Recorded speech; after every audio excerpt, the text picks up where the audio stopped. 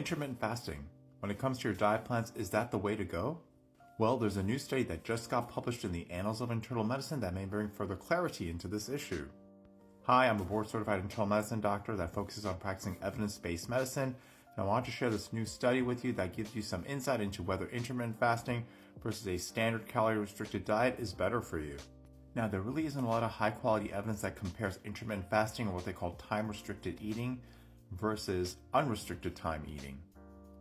Basically, in this study, they randomized a group of 40 people, 20 on each side, to two different dietary plans. They both had the same number of calories, ate exactly the same thing for 12 weeks, except the first group, the time-restricted eating group, were advised to eat 80% of their calories before 1 p.m., and the other 20 people in the unrestricted eating group got to eat their food at any time they wanted to.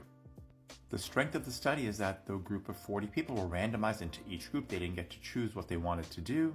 They were all given exactly the same food made by a nutritional kitchen, exactly the same number of calories, and all these patients had clinical obesity. And after 12 weeks of close monitoring, here's what they found.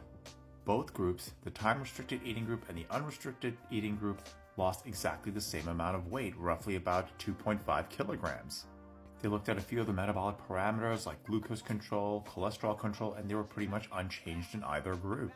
One small difference that they noted, which was really interesting, is that in the group that had restricted eating 80% of their calories before 1 p.m., they ended up exercising a little bit less than the unrestricted group. I thought this was a really interesting study, and the findings were important because it was a randomized trial. They were given exactly the same number of calorie-restricted food and really didn't show much of a difference. Now, this is only one small study. Granted, it is a randomized controlled trial. That doesn't mean the jury's completely out when it comes to this topic of intermittent fasting versus unrestricted time eating. But it is important to highlight good evidence like this so we get a better understanding of what we're dealing with when it comes to weight loss plans. Now, on a day-to-day clinical level, when you're taking care of patients with clinical obesity, I still think it's important to personalize your dietary and exercise recommendations.